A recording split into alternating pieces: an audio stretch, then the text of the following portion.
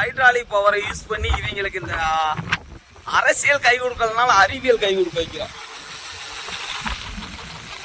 நல்ல பவரா இருக்கு. இந்த இதை வச்சு இவங்களுக்கு வந்து கரண்ட் எடுக்க சொல்லி தர போறோம். பிடிச்சியா?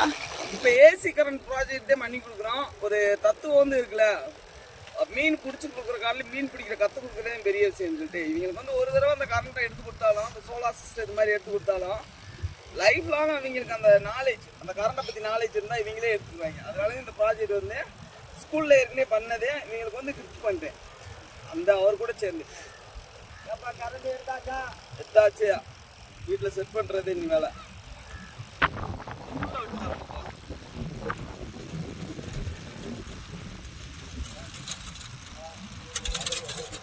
ஒரு வாரத்துக்கு முன்னாடி இந்த சின்ன பையங்களுக்கு வந்து இந்த வீட்டில் படிக்கிறதுக்கு எலக்ட்ரிசிட்டி அந்த வசதி வந்து இல்லைன்னு சொல்லியிருந்தோம். இப்போ வந்து இந்த விண்டு மில்லு, அந்த ஏசி ஜென்ரேட்டரை வச்சு கரண்ட் எடுக்கிறது. தென் பார்த்தோன்னா அந்த ரீசார்ஜபிள் அந்த லைட் வந்து ஒன்று வாங்கியிருக்கு.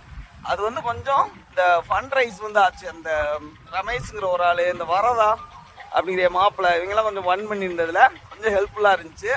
அதை வச்சு இவங்களுக்கு வந்து இந்த ஏற்பாடு வந்து பண்ணியிருக்கு. ஸோ அதனால் பார்த்தோம்னா இது வந்து இவங்களுக்கு ஹெல்ப்ஃபுல்லாக மட்டும் இல்லாமல் ஒரு லைஃப் லாங்காக இவங்களுக்கே இந்த எலக்ட்ரிசிட்டி எப்படி ப்ரொடியூஸ் பண்ணுறது அப்படிங்கிற நாலேஜ் வந்து கொடுத்துட்டோம்னா அரசியல் கை கொடுக்கலனாலும் அறிவியல் அந்த கை கொடுத்துட்டே இருக்கும், நாலேஜபிளாக இருக்கும். ஸோ அதை வந்து டெவலப் பண்ண போகிறோம். படிக்கிறதுக்கு